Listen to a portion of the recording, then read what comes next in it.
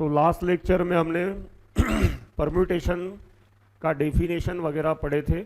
उसके प्रैक्टिकल या application based numericals हमें आज चालू करने के थे, लेकिन practical problems on fundamental principle of counting, ये मैं कुछ न्यूमेरिकल्स और आपके लेना चाहता हूँ ताकि ये प्रिंसिपल दोनों एडिशन का और मल्टीप्लिकेशन का, इसके एप्लीकेशन आपके स्ट्रांग हो, क्योंकि यही चैप्टर में सबसे इम्पॉर्टेंट टॉपिक होता है।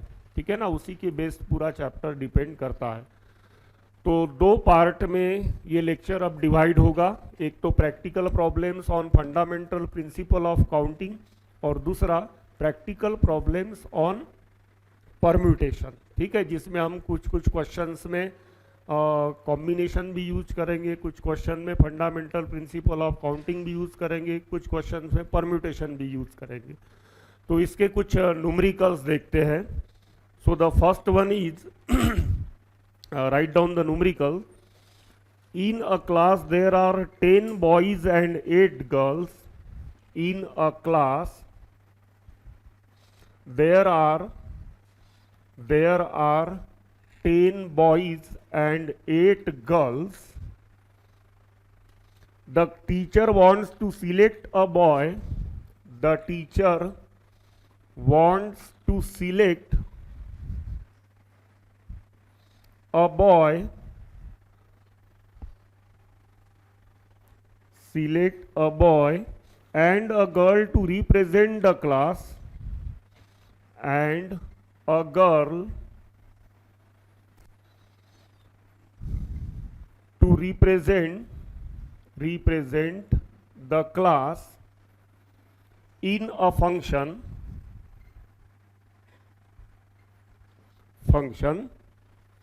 The number of ways in which the teacher can made the selection is. The number of ways the teacher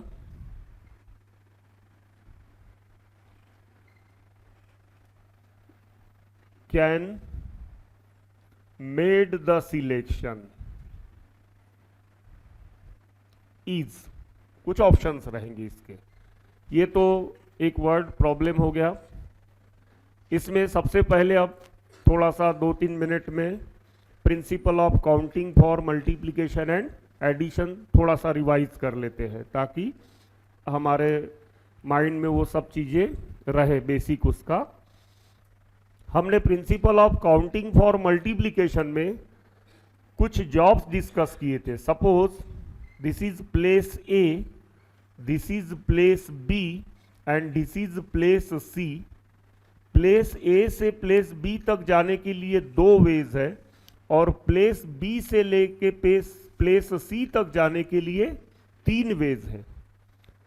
अब किसी पर्सन को, this person P which is at A wants to go to place C via B, B via B जाना है। तो जब वो person ए से B तक जाने के लिए सोचेगा तो ही इज हैविंग 2 डिफरेंट वेज। तो वो एक तो इस वे से जा सकता है या इस वे से जा सकता है, means he is having 2 ways. B पे पहुंच गया, बी पे वर्ड आएगा फिर या आफ्टर दैट। ठीक है, आफ्टर दैट वो सी पे जाएगा। तो सी पे जाने के लिए उसके पास में कितने वेज है? 3। जब भी ऐसा सिचुएशन आपके वर्ड प्रॉब्लम में आए कि after completing job J1, job J1 कौन सा था? ए से लेके बी तक जाने का, उसको सी पे जाने तक दूसरा एक जॉब कंप्लीट करना पड़ रहा है।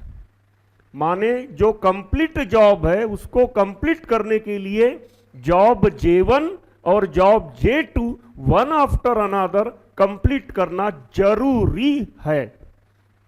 इसीलिए मैं बोलता हूं J1 फिर J2, J1 after J2, J1 and J2 both must be completed. ऐसे समय वर्ड आता है फिर, और उसको रिप्रेजेंट करने के लिए आता है इनटू। माने आप यूज कर रहे हो principle of counting for multiplication. तो number of ways is equals to 2 into 3 is equals to 6। माने फिर वर्ड अगर आता है तो make use of into. Clear? यहां लेकिन बाकी की चीजें भी ध्यान में रखना कि जो सब जॉब्स है, एक मेन जॉब कंप्लीट करने के लिए जो सब जॉब्स है, वो सब जॉब्स अगर वन आफ्टर अनदर कंप्लीट करना जरूरी होते हैं पूरे के पूरे, तो फिर सभी जॉब्स के जितने वेज होते हैं, समझो पहला जॉब M1 वे से हो रहा है, दूसरा जॉब M2 वे से, तीसरा जॉब M3 वे से, चौथा जॉब M4 वे से, चारों जॉब कंप्लीट करना जरूरी है। तो टोटल नंबर ऑफ वेज क्या होंगे? M1 into M2 into M3 into M4, then the job will be completed in that many ways. ठीक है, ये था हमारा principle of counting for multiplication. Clear हो गया ये प्रिंसिपल? कब इनटू आएगा समझ गए। अब दूसरा इसमें देखे थे हम एडिशन का। इसके लिए एक एग्जांपल लेते हैं। सपोज एक कोई हॉल है जिसमें इस साइड 3 एग्जिट है, ठीक है, और इस साइड 2 एग्जिट है। This is side 1, this is side 2। Person P hall के अंदर है। This person want to come out of the hall, इसको हॉल के बाहर आना है। तो आपके सोचने का तरीका क्या रहेगा? एक तो वो साइड 1 के डोर से निकल सकता है, या विच वर्ड इज कमिंग, या वो साइड 2 में जो डोर सिचुएटेड है उससे बाहर निकल सकता है। माने बीच में या आ गया, ये चीज फिक्स हो गई। अब ये पर्सन साइड 1 से जाने के लिए 2 डोर्स है, D1 या D2 से जा सकता है। माने यहां पे 2 वेज है इस साइड से जाने के लिए, और इस साइड से जाने के लिए उसको कितने वेज है? 3। तो नंबर ऑफ वेज कितने हो गए? 2 या 3। या मीन्स होता है प्लस। ठीक है, यहां क्या मैथमेटिकल चीजें आपको ध्यान में रखने की है? पहली चीज, जो जे जॉब था, जे जॉब क्या था? Person is coming out of the hall. इस जे जॉब में 2 सब जॉब्स है। एक J1 है, he may come out through side 1, या आ गया बीच में, he may come out through the door of at situated at side 2। बीच में यहां आ चुका है। अब J कंप्लीट करने के लिए J1 कंप्लीट कर लिया तो भी J कंप्लीट हो गया, क्योंकि J क्या था? Person is coming out. अब एक इस साइड से आ गया तो भी बाहर आ गया। J2 कंप्लीट करने की जरूरत है क्या? फिर ऐसा तो होगा नहीं, J1 से बाहर आएगा, इधर से बाहर आएगा, फिर अंदर जाएगा, फिर बाहर आएगा, तो बाहर आएगा, ऐसा कुछ है क्या? एक तो वो इधर से बाहर आएगा, या एक तो जॉब J1 कंप्लीट करो या जॉब J2 कंप्लीट करो, आपका J कंप्लीट हो जाएगा। जब भी वैसा नहीं था, A से B तक जा रहा है पर्सन, B से C तक जा रहा है, A से C तक जाने का जॉब J था, उसको A से C तक पहुंचने के लिए J1 भी कंप्लीट करना पड़ रहा है और J2 भी। इसीलिए मल्टीप्लीकेशन। यहां J1 कंप्लीट किया या J2 कंप्लीट किया, दोनों में से कोई भी एक कंप्लीट किया तो भी J कंप्लीट हो रहा है। तो ऐसे समय आप क्या करोगे? Principle of counting for addition. समझ रहे हो? तो एक जॉब में ऐसे बहुत सारे सब जॉब्स हो सकते हैं, उनमें से कोई भी एक कंप्लीट करने से आपका J अगर कंप्लीट होता होगा तो आप सब जॉब्स के नंबर ऑफ वेज में क्या लगाओगे? प्लस साइन लगाओगे, नॉट मल्टीप्लीकेशन। तो इन दोनों के भरोसे हमें हर वर्ड प्रॉब्लम में या हर प्रैक्टिकल प्रॉब्लम में सोचना है। अब यहां बिल्कुल एक सिंपल सा क्वेश्चन लिया हूं। In a class there are 10 boys and 8 girls, and 8 girls. The teacher wants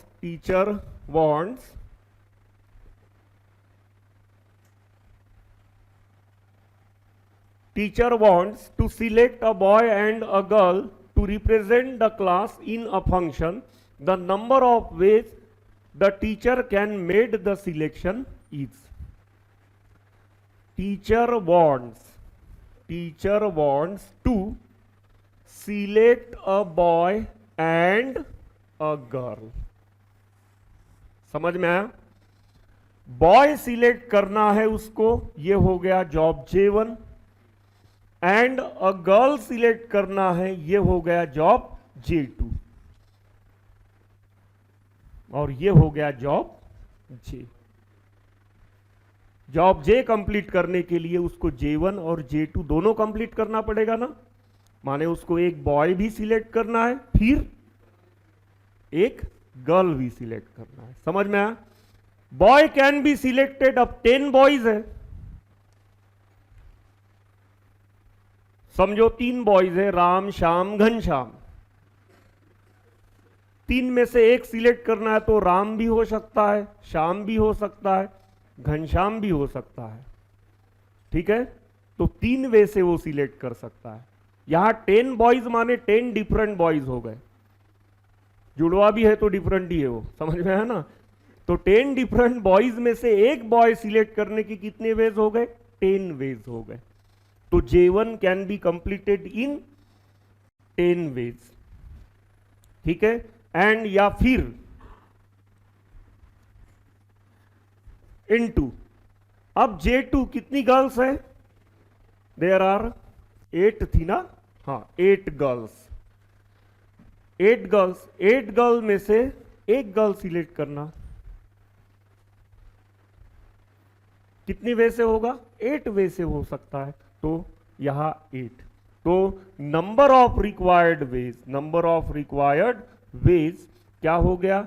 10 into 8, that is 80, means 80 वे से the teacher can made this selection. Clear हो गई बात? लिख लो.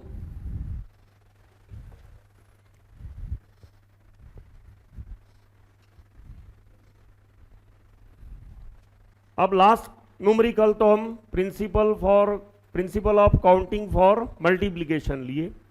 अब ये न्यूमेरिकल देखो. न्यूमेरिकल को, इसमें वर्ड प्रॉब्लम को बहुत प्रॉपर तरीके से रीड करना पड़ेगा आपको.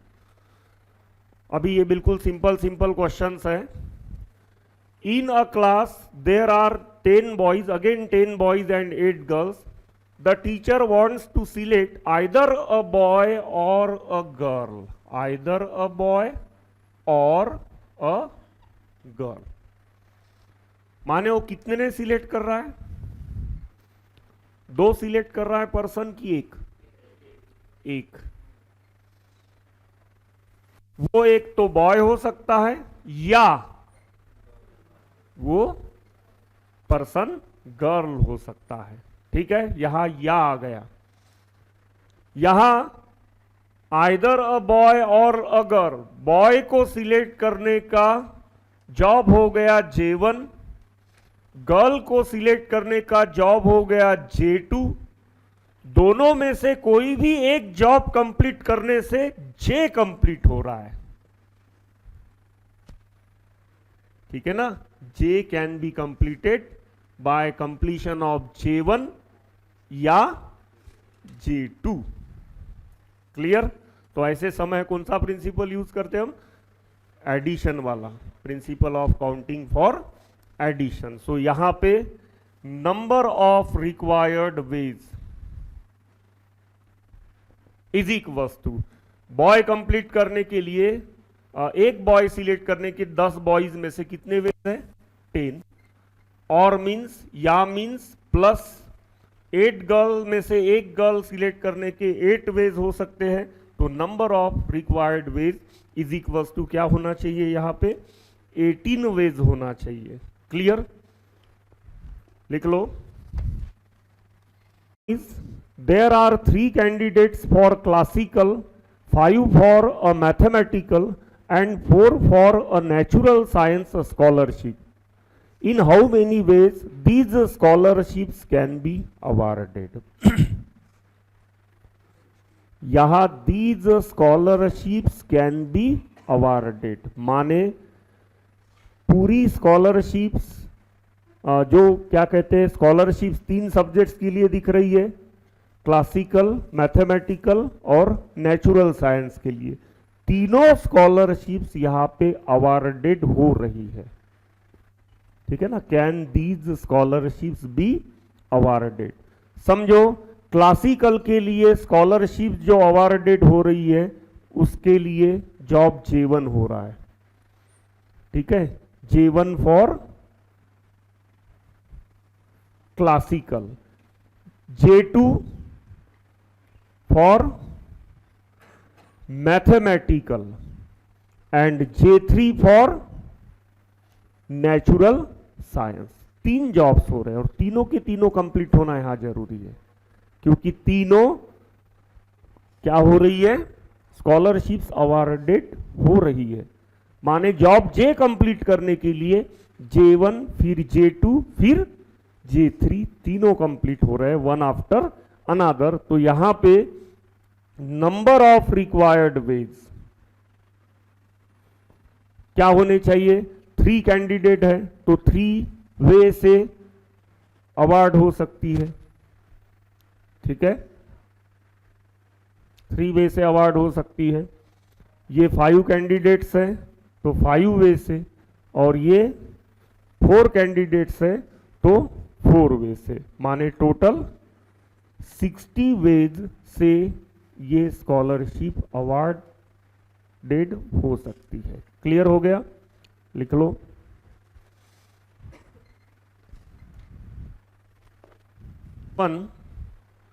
A code word of length 4 consists of 2 distinct consonants in English alphabet by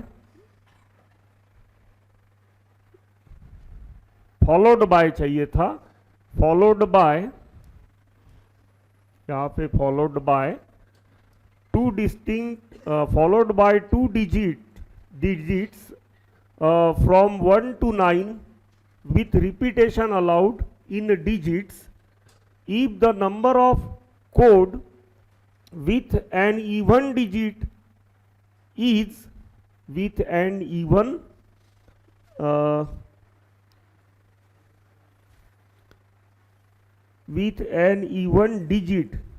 digit at unit place चाहिए था, या फिर end with even digit if the number of code words so formed ending with an even digit। यहाँ code ending with an even digit is 432 into k, then k is equal to। ठीक है ना, JEE main 2016 में ये question आ चुका है। यहाँ जैसे गाड़ियों की नंबर प्लेट होती है उस टाइप का ये 4 लेंथ का, उसमें के 2 क्या है, बिगिनिंग के 2 अल्फ़ाबेट है, इंग्लिश अल्फ़ाबेट, लेकिन वो कौन है, कॉन्सोनेंट है, और बाकी के 2 क्या है, डिजिट्स है, जो 1 से लेके 9 तक है और जिनमें रिपीटेशन अलाउड है। तो इस प्रकार का वो नंबर प्लेट बनेगा। यहां हमने 2 जॉब्स करने के हैं। पहला जॉब है सपोज J1 अल्फाबेट डालने का, और दूसरा जॉब है J2 डिजिट्स डालने का। ठीक है, अल्फाबेट डालने के जॉब में भी 2 जॉब्स है, इस प्लेस पे और फिर इस प्लेस पे अल्फाबेट डालने का, और डिजिट्स डालने के जॉब में भी 2 सब जॉब्स है, इस प्लेस पे और इस प्लेस पे। ठीक है, अब टोटल कंसोनेंट कितने होते हैं, 21। अब ये पहला प्लेस जो है वो कितने वे से आप फिल कर सकते हो, 21 वे से। पहला जॉब हो गया। फिर दूसरा जॉब 20 वे से, क्योंकि repetition is not allowed in alphabet. Distinct consonant, ठीक है ना, 2 डिस्टिंक्ट कंसोनेंट। क्लियर? बार बार बोल रहा हूं मैं, क्वेश्चन प्रॉपरली पढ़ो। अलाउड किस में है? डिजिट्स में रिपीटेशन अलाउड है, यहां अल्फाबेट में रिपीटेशन आपके लिए अलाउड नहीं है। पहला जॉब हो गया, फिर ये पहले जॉब का हो गया। अब आप दूसरा जॉब कंप्लीट कर रहे हो। दूसरे जॉब में ये प्लेस भरने के लिए 1 से लेके 9 डिजिट्स है आपके पास में, माने ये हो सकता है 9 में से। फिर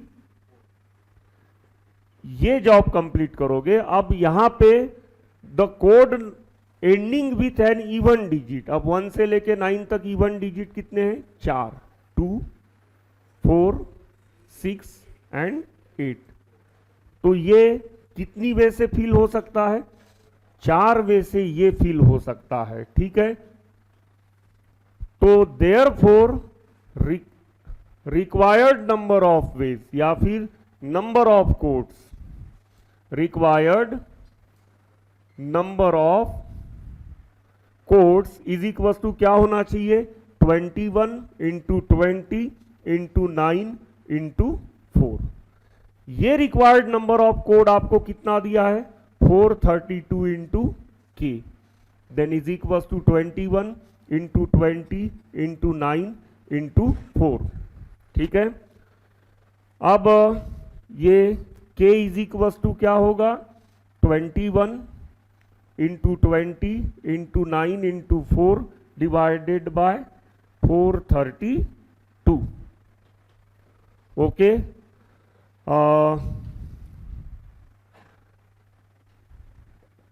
ये 7 इंटू 3, ये 5 इंटू 4, ये 9 इंटू 4 डिवाइडेड बाय 432, 7, 5, ये 5 वाले दिख रहे हैं, 35, ये भी है 5 वाला, 15, 12, 48, 48 9 जा हो जाएगा 432। एक मिनट, ये 432 नीचे भी चाहिए, 432 cancel, then value of k is 35। So option number D is the correct option. Clear?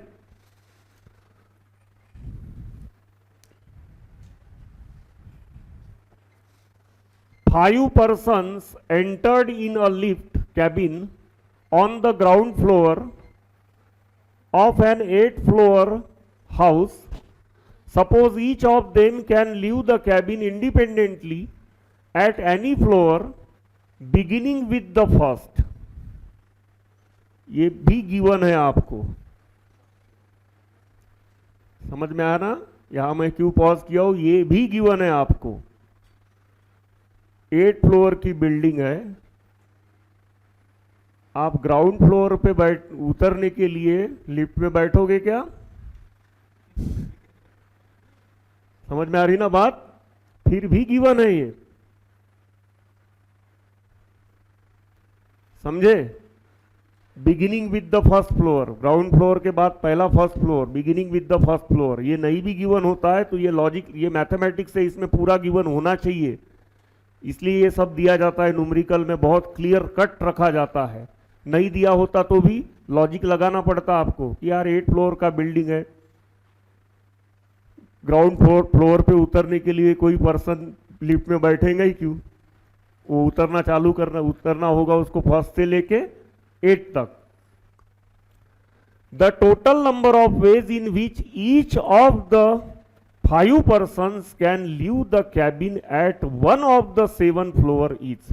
ये ऐसा टाइप है क्वेश्चन का, इस टाइप के जितने भी क्वेश्चंस है ना, ये बहुत बार बार पढ़ के उसकी कॉन्सेप्ट क्लियर करके आंसर तक पहुंचो, और एक क्वेश्चन रिपीटेडली करो, सिमिलर क्वेश्चंस ऐसे, तब आपके वो कॉन्सेप्ट प्रॉपर समझ में आएगा। मैं इस क्वेश्चन के बहाने से समझा देता हूं आपको। ये टोटल 8 फ्लोर्स है, 1, 2, 3, 4, 5, 6, 7, 8वां तो ग्राउंड फ्लोर है, उसे छोड़ देते हैं। लिफ्ट में 5 पर्सन बैठे हैं, ए, बी, सी, डी और ई। यह है first floor, second, third, fourth, fifth, sixth, sorry यहाँ, हाँ यहाँ सेवंथ, ग्राउंड वाला पकड़ के 8 हो गए ना टोटल, तो ये हो गया सेवंथ। अब यहां स्टूडेंट सोच ही नहीं पाता है कि यार ये लिफ्ट जब आएगी तो इसमें 5 वे से वो पर्सन उतर सकता है, एक पर्सन। समझ में आया ना? फिर लिफ्ट वहां चले गई सेकंड फ्लोर पे, कितनी वे से उतरेगा?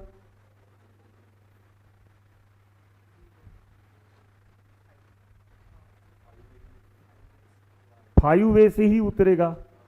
ठीक है, सब अच्छा ही लगता है, करेक्ट ही लगता है। इसमें मैं चारों ऑप्शन करेक्ट लाके बता सकता हूं आपको। इस क्वेश्चन में मैं आपको चारों के चारों ऑप्शन करेक्ट लाके बताता हूं। अभी पहले की बात कर रहे हैं हम। फर्स्ट फ्लोर पे उतरने के 5 वे दिख रहे हैं क्योंकि हम समझ उस तरीके से रहे क्वेश्चन को। मैं बार बार बोला हूं इस चैप्टर में अपनी समझ से क्वेश्चन मत करो, मैथमेटिकल वे से करो। और वो मैथमेटिकल वे डेवलप करने के लिए मैक्सिमम न्यूमेरिकल्स करो और थ्योरी बारंबार पढ़ो। ठीक है, यहां मैं उतनी थ्योरी एक्सप्लेनेशन में नहीं लिख सकता हूं। एक्सप्लेनेशन दे दिया, क्वेश्चन सॉल्व कर लिया, आपने आंसर लिख लिया। एक्सप्लेनेशन तेल लेने गया, आंसर आपके कॉपी में नोट डाउन है। जब आप रीचेक करते हो क्वेश्चन तो फिर अपना दिमाग लगाते हो, हाँ सर ने वैसा किया होगा, ऐसा किया होगा, इसलिए आंसर ऐसा आया होगा। आप अपनी समझ से उसको समझ के रख रहे हो, ना मेरी समझ से ना अपनी समझ से। मैथमेटिकली वहां वो होना चाहिए। इसलिए जो प्रिंटेड बुक्स होती है अच्छे पब्लिकेशंस की, उसमें पूरा एक्सप्लेनेशन दिया होता है। तो हर समय वो एक्सप्लेनेशन वर्ड टू वर्ड ठीक से पढ़ो और वो मैथमेटिकल वर्डिंग में होता है, उसको अपने में उतारो, तब जाके वो मैथमेटिकल क्या कहते हैं, मैथमेटिकल वे आपको आएगा। तो दूसरे में भी 5 वे से, तीसरे में भी 5 वे से, चौथे में भी 5 वे से, ठीक है, हर में 5 वे से। तो 5 टू द पावर 7 दिख रहा है, दिख रहा है। ये भी आ सकता है, ये तो आपने बता ही दिया। ओके, अब यहां लिफ्ट है, यहां तो एक मूवेबल इमूवेबल ये कॉन्सेप्ट होता है, लेकिन वो बहुत ज्यादा कंफ्यूजन है। ठीक है, उससे अच्छा है इन टाइप्स के क्वेश्चंस को कुछ अपना सेटिंग लगाओ इनमें। लिफ्ट मूव हो रही है, ठीक है, एक पर्सन को उतरने के लिए आपके पास में 7 ऑप्शन है। आप खुद बैठे हो इस लिफ्ट में, ठीक है, लिफ्ट में 1 से लेके 7 तक, जी तो हट गया, 1 से लेके 7 तक उसके प्रिंटेड नंबर्स है वो। तो आपके मन में क्या सवाल आएगा? 1 दबाओ, 2 दबाओ, 3 दबाओ, 4, 5, 6 या 7 दबाओ। करेक्ट मीन्स यू में कम out of the lift for first या सेकंड या थर्ड या 4 या 5 या 6 या 7th फ्लोर। माने एक पर्सन को उतरने की कितने वेज हो गए?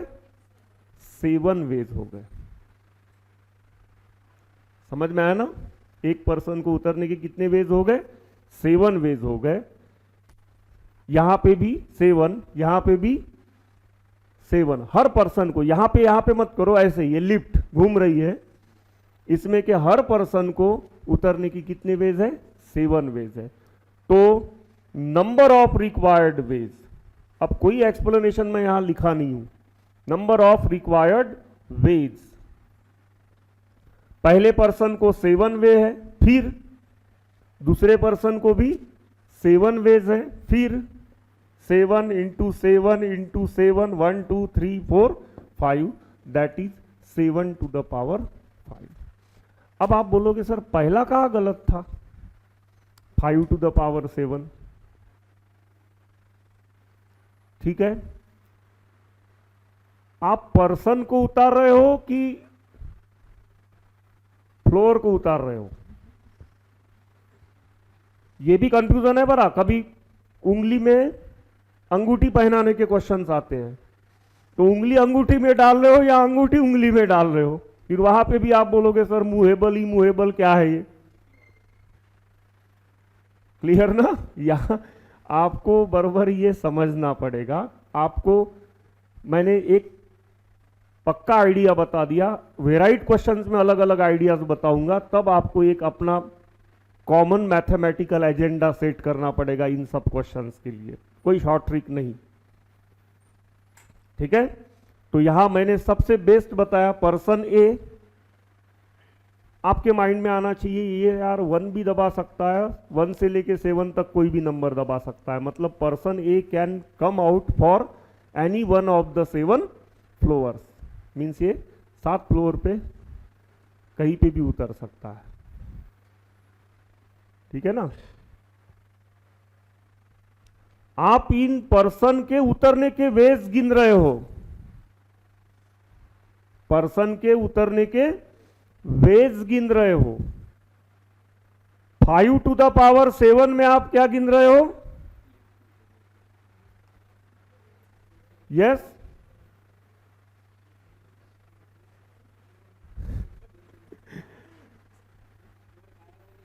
समझ में है ना?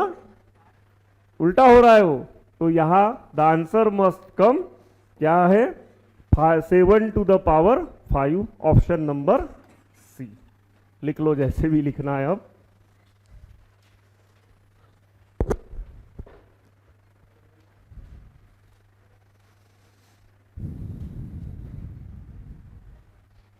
क्वेश्चन लिया हूं, इसलिए लिफ्ट वाला क्वेश्चन ये मिटाया नहीं हूं। The number of ways in which n distinct balls can be put into 3 boxes is,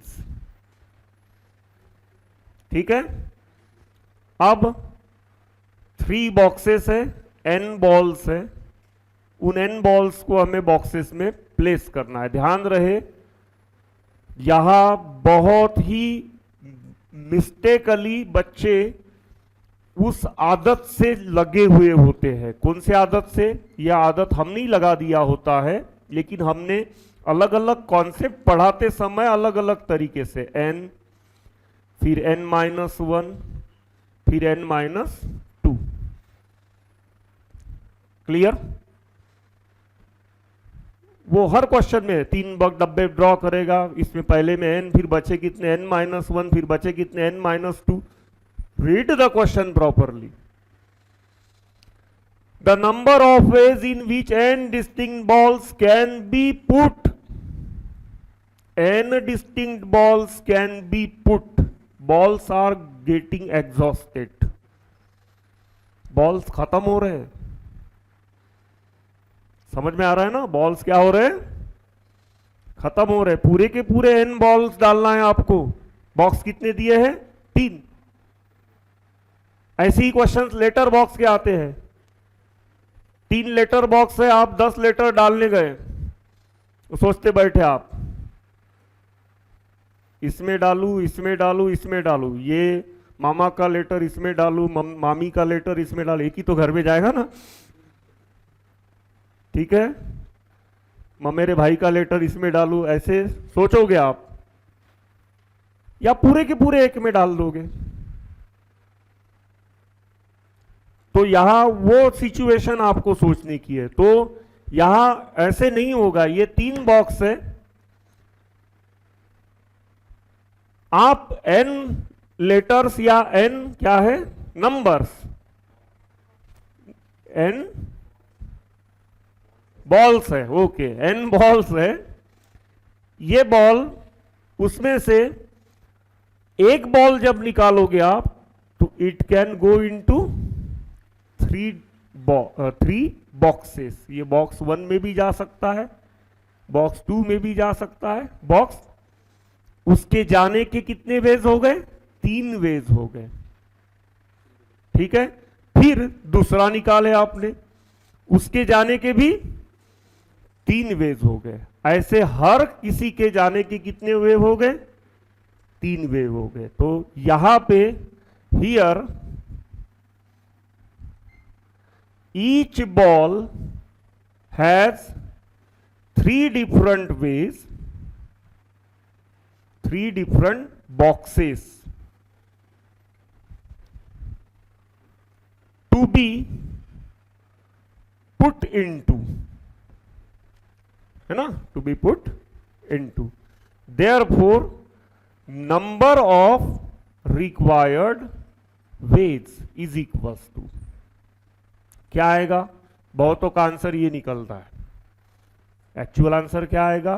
3 into 3 into 3 into 3 into so on into 3, कितने times? n times, that is 3 to the power n। इसमें ध्यान रहे, ये questions और आपको deep में भी आने वाले हैं, क्योंकि इसमें और क्वेश्चंस होते हैं, कंडीशंस दी होती है, such that no box is empty, such that no 2 box are empty, ठीक है, एक एम्प्टी रहा तो चलेगा, ऐसे कंडीशन वाले क्वेश्चंस बनते हैं। ये बेसिक क्वेश्चंस हो गए अभी। तो इसमें सिचुएशन क्या हो सकती है? तीनों में कुछ कुछ है, इन तीनों कुछ का सम n रहेगा, है ना, इसमें कुछ है, इसमें कुछ है, इसमें कुछ है, टोटल बॉल n थे, तो इन तीनों का सम n रहेगा। ऐसे भी हो सकता है इसमें कुछ है, इसमें कुछ है, ठीक है, इसमें कुछ भी नहीं है। ऐसे भी हो सकता है इसमें सब है, इसमें कुछ नहीं है, इसमें कुछ नहीं है। ऐसे भी हो सकता है कि बॉक्स को नाम दिया है, क्वेश्चन एंटर कर जाएगा परम्यूटेशन में, अरेंजमेंट आ गया,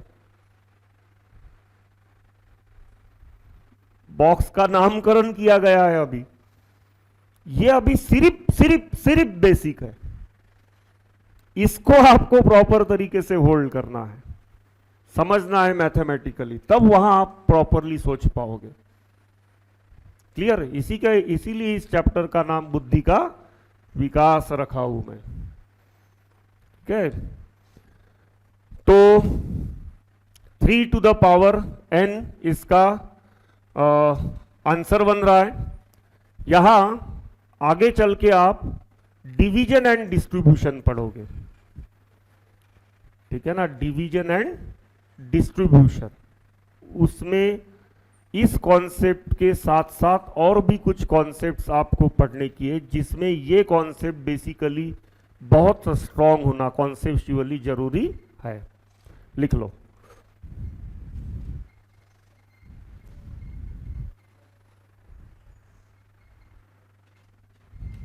सर आने दो।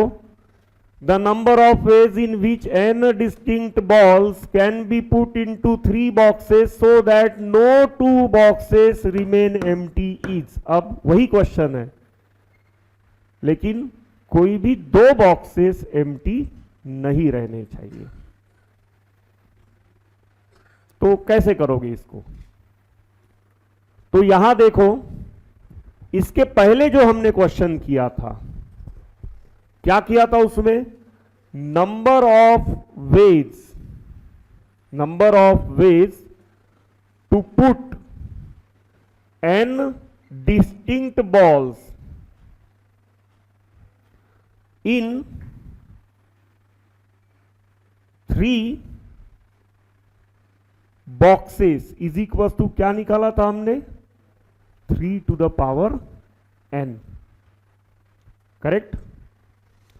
इसमें कुछ सिचुएशंस ऐसी है, situation number 1, but this contain 3 situations. कौन सी 3 सिचुएशंस? नंबर 1,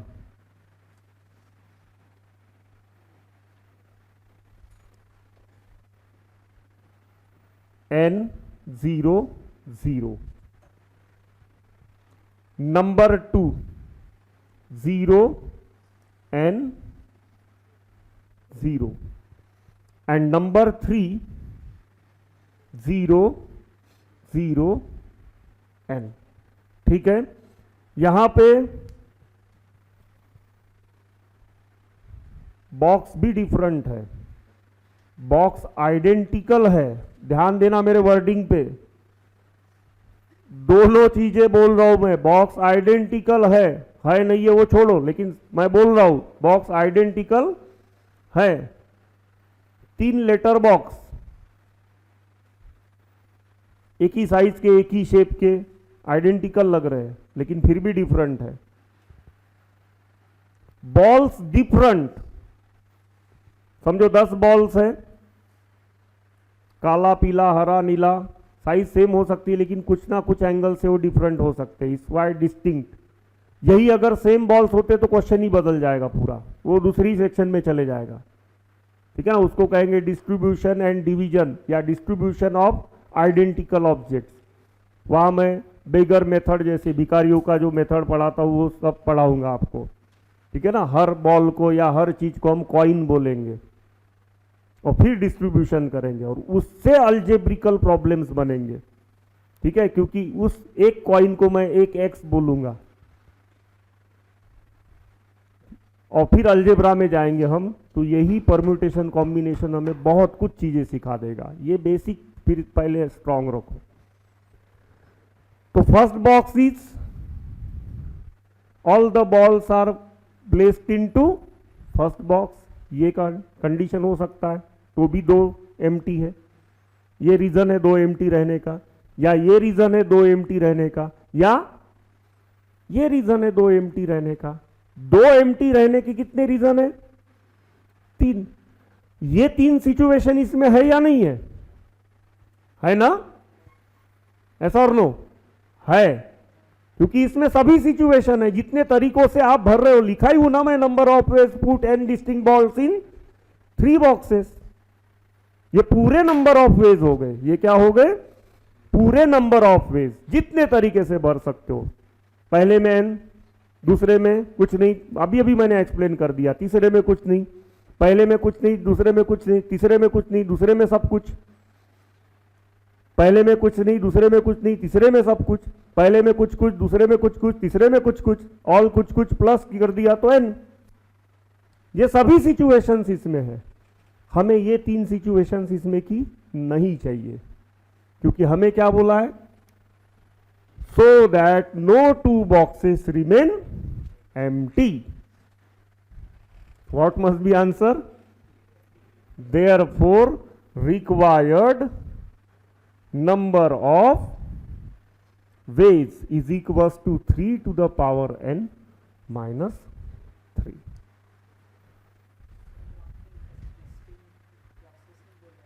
डिस्टिंक्ट बॉक्सेस नहीं बोला है, लेकिन 3 बॉक्सेस है, ठीक है ना। बॉक्स अगर सेम भी है, मैंने अभी भी एग्जांपल दिया आपको, 3 बॉक्स ऐसे है जिसका समझो ये मैं क्यूबिकल बॉक्स ले रहा हूं,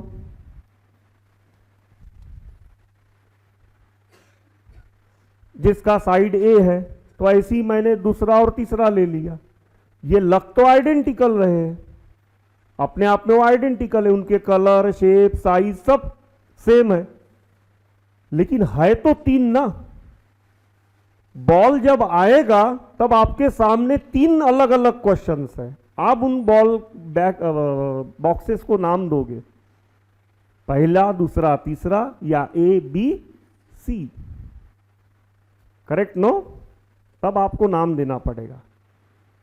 हाँ, आपका क्वेश्चन इसको इससे ज्यादा इफेक्ट नहीं करेगा, या आइडेंटिकल रहे या ना रहे, लेकिन आपका क्वेश्चन इससे इफेक्ट जरूर करेगा कि बॉल्स आइडेंटिकल है या नहीं है। समझ में आप? लिख लो।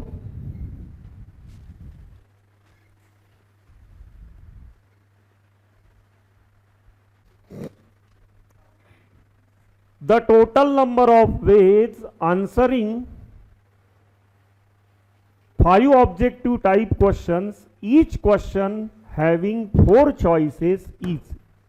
अब बिल्कुल सेम क्वेश्चन है, अब क्या सोचोगे आप?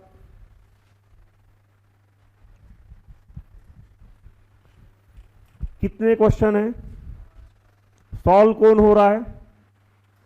अब बोल दूं आपको मूविंग, नॉट मूविंग तो क्वेश्चन भी मूव नहीं हो रहा है और ऑब्जेक्ट भी मूव नहीं हो रहा है। अब क्या करोगे? तो यहां सॉल्व कौन हो रहा है? Question, correct. लिफ्ट में उतर कौन रहा था? पर्सन। उसको उतरने के लिए ऑप्शन कितने थे? 7। हर पर्सन को कितने हैं? 7।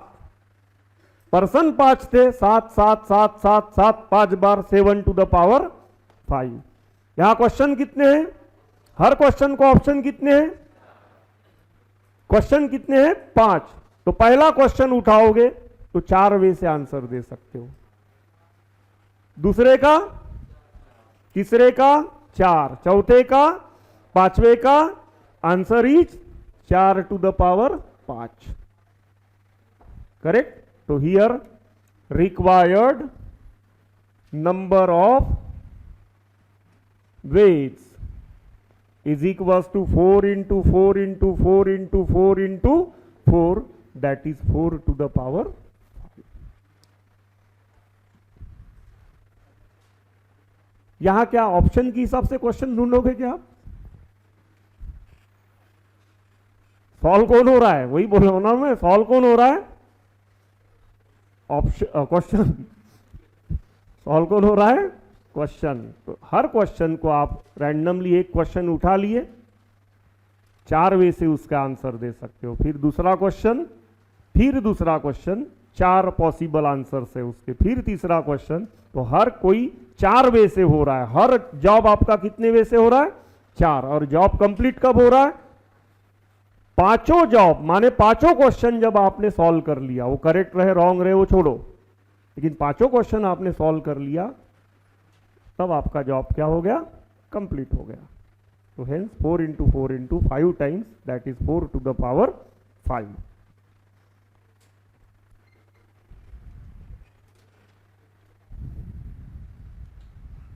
Same question, there are 10 true or false questions.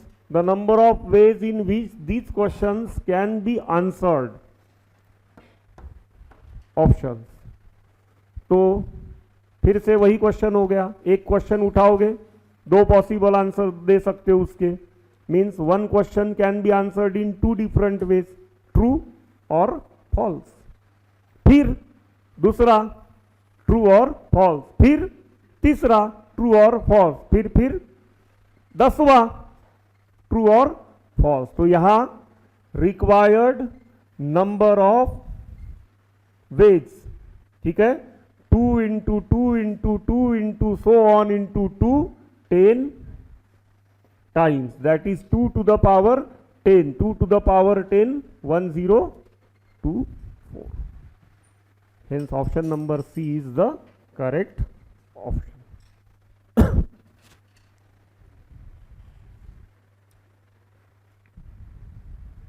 Next, for a set of 5 true or false questions, no student has written all correct answers।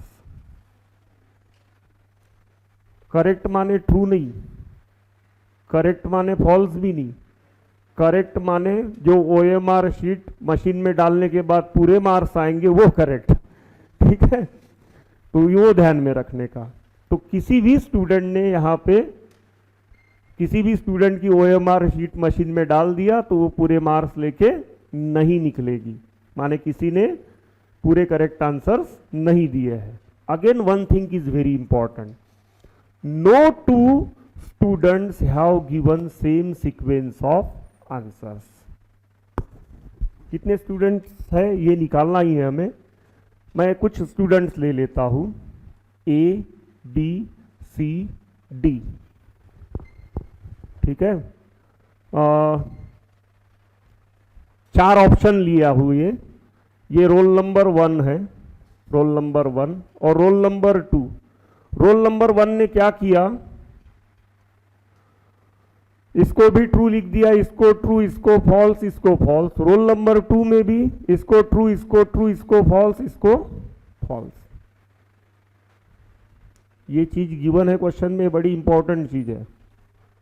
ये क्या हो गया, सेम सीक्वेंस ऑफ आंसर्स हो गया, माने ये क्वेश्चन काउंटिंग में नहीं आएगा। फिर आएगा क्या, इसको 2 बार काउंट करोगे क्या आप, कितने बार काउंट करोगे, 1 बार। माने हमारा जो टॉपिक चालू है, number of ways of counting different things, है ना, डिफरेंट थिंग्स, डिफरेंट ऑब्जेक्ट्स को काउंट करने के लिए अब हमारा जो प्रोसेस चालू है, जो भी टॉपिक चालू है, वो किसके ऊपर बेस्ड है, डिफरेंट ऑब्जेक्ट्स के ऊपर।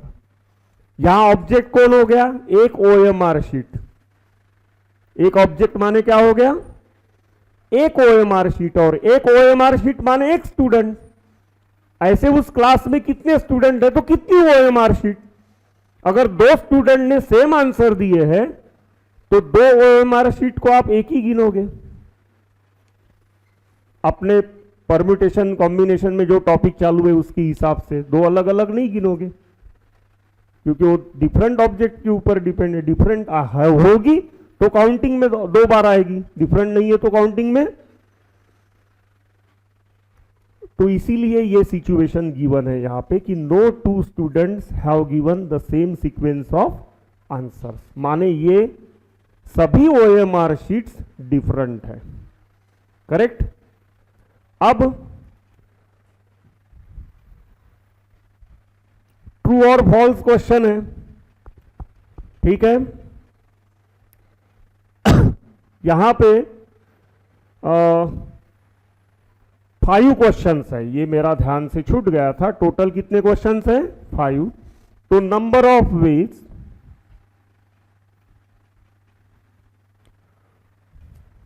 Number of all the required नहीं, all the possible,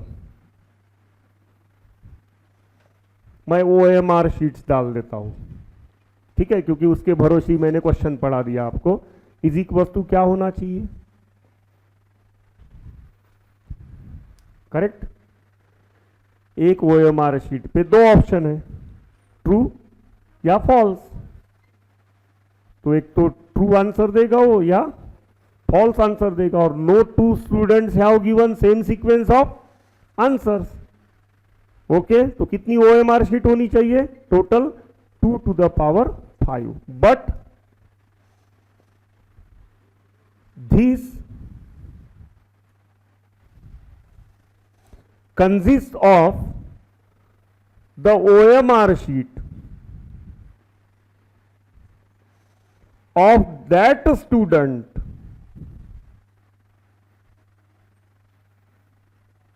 who gave all the correct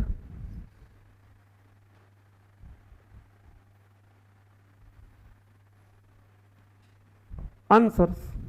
उसकी भी तो ओएमआर शीट उसमें होगी, लेकिन क्या बोला है क्वेश्चन में, no student has given all correct answer, therefore number of students in the class is equal to 2 to the power 5 minus 1, that is 32 minus 1, that is 31। तो उस क्लास में कितने स्टूडेंट्स हैं जो टेस्ट को अटेंड किए थे, 31 स्टूडेंट्स थे। क्लियर हो गया, right it down.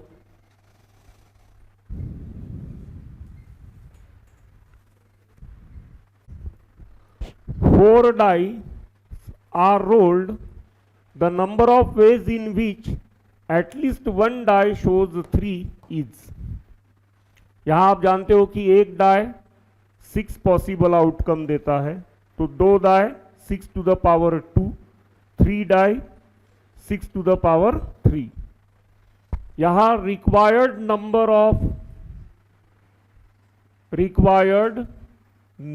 Of ways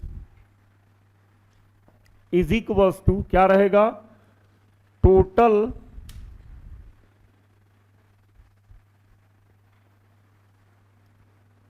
possible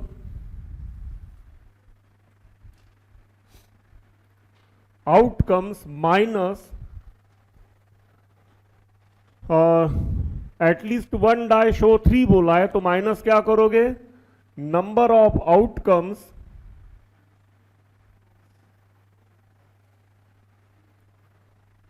in which no die shows 3 बोला है ना, 3, ये रहेगा इसका करेक्ट वे। ठीक है, अब यहां टोटल पॉसिबल आउटकम्स कितने रहेंगे, 3 डाई रोल हो रहे, सॉरी 4 डाई, एक डाई 6 पॉसिबल आउटकम्स दे सकता है, तो 6 टू द पावर 4 माइनस यहां नो डाई शो 3। अब ऐसे समझो वो 5 फेस का ही डाई है, जिसमें नंबर 5 फेस पे नंबर कौन थे 1 2 4 5 6, 3 नंबर ही नहीं है, तो उसको रोल करोगे तो 3 आएगा ही नहीं, लेकिन रोल करने पे वो पॉसिबल आउटकम्स कितने देगा, यस 5 टू द पावर 4, क्योंकि 5 फेस वाली अब आप 4 डाई रोल कर रहे हो, तो एक डाई 5 आउटकम दे रही है, तो 4 डाई 5 टू द पावर 4 इतने आउटकम्स देंगी।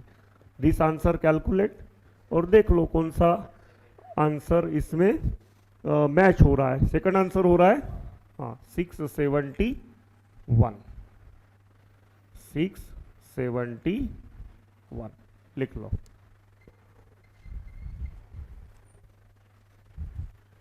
A gentleman has 6 friends to invite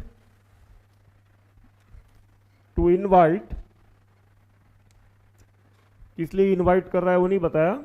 in how many ways can he send invitation cards to them if he has 3 servants to carry the cards. ठीक है, अब फिर से वही बात आ गई जो हमने लिफ्ट में पढ़े थे। ठीक है, जो हमने n बॉल्स 3 बॉक्सेस में प्लेस करने के देखे थे, तो वही केसेस यहां बन रही है। करेक्ट। अब यहां क्या करोगे, यस 3 टू द पावर 6।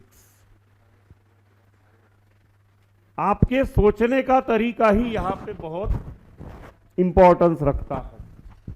आप किसको लोगे, यहां दोनों तरीके देखो करेक्ट लग रहे हैं। कैसे, आप सर्वेंट 1 लोगे, जैसे लिफ्ट में पर्सन बैठा था, अब एक गाड़ी में 3 सर्वेंट बैठे हुए हैं, पहले फ्रेंड का घर आ गया, तो पहले फ्रेंड को सर्वेंट ए ने या सर्वेंट बी ने या सर्वेंट सी ने इनविटेशन कार्ड दिया होगा। फिर दूसरे फ्रेंड के सामने गाड़ी रुक गई, दूसरे फ्रेंड के घर के सामने, पहले फ्रेंड ने, पहले सर्वेंट ने या दूसरे सर्वेंट ने या तीसरे सर्वेंट ने, तीसरे चौथे, बन गया लिफ्ट वाला क्वेश्चन।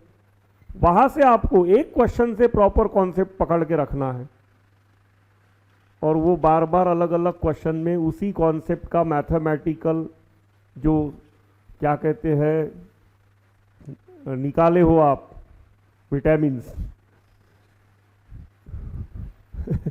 वो यूज करके करना है। एक तरीका ये हो गया। दूसरा तरीका, पर्सन के पास कार्ड आ गया,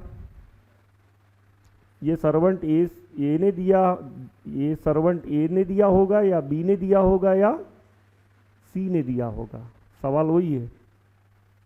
ठीक है ना, सवाल वही है। अब बच्चे ऐसे भी सोचते हैं कि सर्वेंट ए, मैं इसके घर जाऊं, इसके घर जाऊं, इसके घर जाऊं, इसके घर जाऊं या इसके घर जाऊं, 6 पॉसिबल वेज। सर्वेंट बी, वो भी ऐसे सोचेगा, मैं इसके घर जाऊं, इसके घर जाऊं, इसके घर जाऊं कि इसके घर जाऊं। जिसके घर को ए गया होगा, इसके घर को ए काय को जाएगा, बी। दूसरा कार्ड दोबारा कार्ड देने जाएगा क्या? माने एक कैटेगरी, यहां ध्यान रहे, जो चारों ऑप्शंस होते हैं ना इस चैप्टर में, जो एग्जामिनर्स होते हैं, क्लास में 4 कैटेगरी के बच्चे बैठे रहते हैं, वो 4 अपने अपने माइंड से आंसर निकालते हैं। इस चैप्टर का क्वेश्चन सॉल्व करके जब स्टूडेंट बाहर निकलता है तब उसको लगता है कि मेरा ये ऑप्शन करेक्ट है, क्योंकि वो अपने सोच के हिसाब से जो सोच के आंसर दिखता है वो ऑप्शन वहां दिखता है, क्योंकि एग्जामिनर ने 4 कैटेगरी में स्टूडेंट्स बांट दिए कि कौन सा स्टूडेंट, कैटेगरी का स्टूडेंट किस तरीके से इसका आंसर निकाल सकता है, तो वैसा ऑप्शन वहां पे है। माने हर किसी के लिए वहां ऑप्शन मतलब फिक्स किया गया है, तो हर किसी को लगता मेरा आंसर करेक्ट ही है। लेकिन यहां पहला स्टूडेंट ऐसा भी सोच सकता है, सर्वेंट, पहला सर्वेंट को जाने की 6 जगह है, दूसरे सर्वेंट को जाने की भी 6 जगह है, तीसरे सर्वेंट को जाने की भी 6 जगह है, इज इक्वल टू 6 का पावर 3।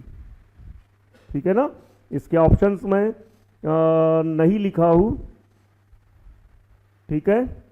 ये देखो 6 का पावर 3, पहला ऑप्शन 3 का पावर 6, दूसरा ऑप्शन है 6 का पावर 3, तीसरा ऑप्शन है 18 और चौथा ऑप्शन है जो सबका पसंदीदा होता है, नन ऑफ दिस। क्योंकि बच्चे ऐसे भी सोचते हैं 25 क्वेश्चन में 3 ही क्वेश्चन ऐसे क्यों है जिसमें नन ऑफ दिस लिखा है, इसका आंसर नन ऑफ दिस होना चाहिए, इसलिए लिखा है। बाकी तो इसमें नहीं है, तुक्के मारने वाले। आ गया 6 का पावर 3। अब इसमें क्या हो रहा है, तीनों पर्सन एक को ही जाके लेटर दे रहे हैं, ये भी सिचुएशन है ना? इनविटेशन कार्ड तो सभी को मिलना चाहिए, तो करेक्ट सिचुएशन क्या रहेगा? पहला सर्वेंट 3 वे से जा सकता है, फिर दूसरा सर्वेंट भी 3 वे से, तीसरा सर्वेंट भी 3 वे से, सो ऑन इंटू 3। कैसे? 6 times required number of veg. तो यहां आंसर क्या आना चाहिए? 3 टू द पावर 6। तो कॉन्सेप्ट क्या रहनी चाहिए? वही 3 पर्सन एक लिफ्ट में है, 6 फ्लोर, 6 है ना? हाँ, 6 फ्लोर्स पे उनको उतरना है, तो वो किसी भी फ्लोर पे उतर सकते हैं। ऐसे नहीं कि 6 सर्वेंट एक जगह जमा हो रहे हैं और 3 सर्वेंट के सामने आ रहे हैं कि दे माज अ कार्ड, ऐसा नहीं हो रहा है यहाँ पे। तो मूवेबल ही मूवेबल जो थिंकिंग बोला जाता है ना, तो उसमें क्या मूवेबल है और क्या ही मूवेबल है ये फिक्स करने की कसरत ही आपको यहां से ठीक से समझनी है। तो correct option is 3 to the power 6 लिख लो।